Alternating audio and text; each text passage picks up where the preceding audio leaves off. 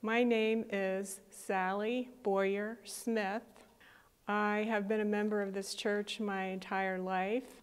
My dad, Dr. McHenry Boyer, built Boyer Chapel in honor of my grandfather, Dr. George. My ancestors, who were direct descendants of our founder, church founder, Benjamin Benton. I'm the great-great-great-great-granddaughter of Benjamin Benton. I'm related to many of the old members of the congregation because it was such a small town, Damascus, and most people stayed around and married each other.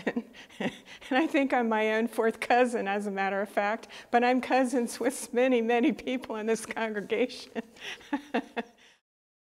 My grandmother, Sally Salader, whom I'm named after, she was the one that made the comment about the pews up in this balcony. So when Reverend Kessler offered to show her the pews upstairs in the balcony, that's when she made the comment, well, they seem to be more narrow than the pews downstairs. Are they for the half-assed Christians like me?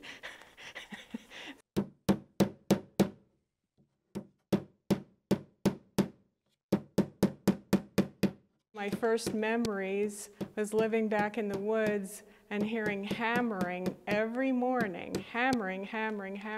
It was coming from the construction of this church.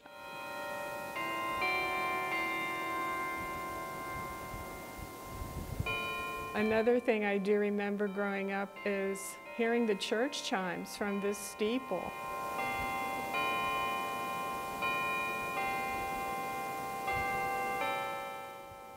That's how my mother told my brothers and me when it was time to come in to eat supper, because if we were outside playing in the woods, we would hear the church chimes and we knew it was 7 o'clock.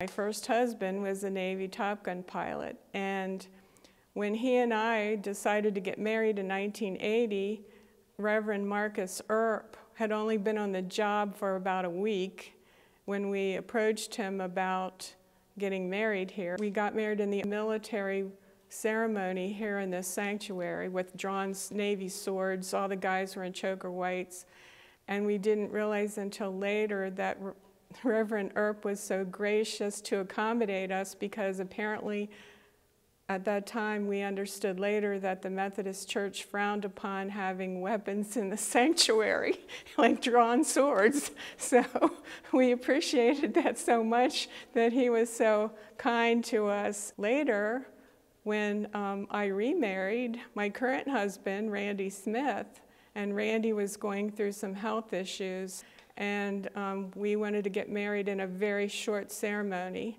because he wasn't feeling that well, but we decided we'd like to do that in Boyer Chapel, and we decided that sort of last minute, and Reverend Walt Edmonds was also very gracious to us, and he said even though his son was getting married that same day, July 7th, 2007, and the whole church was invited to the ceremony and they were having a banquet afterwards, he still managed to slip away right after this ceremony for about 10 minutes and marry us down in Boyer Chapel.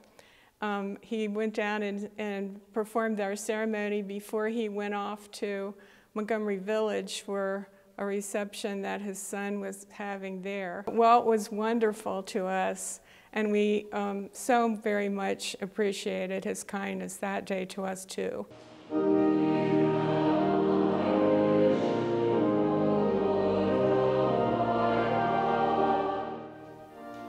My whole life, and the lives of my parents and grandparents.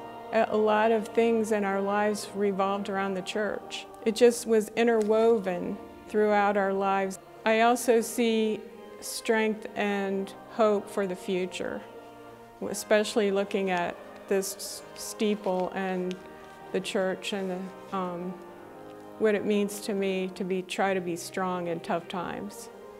So my faith that in Jesus and in God's plan. that things will work out. That's what I see when I look at this steeple and hear the chimes.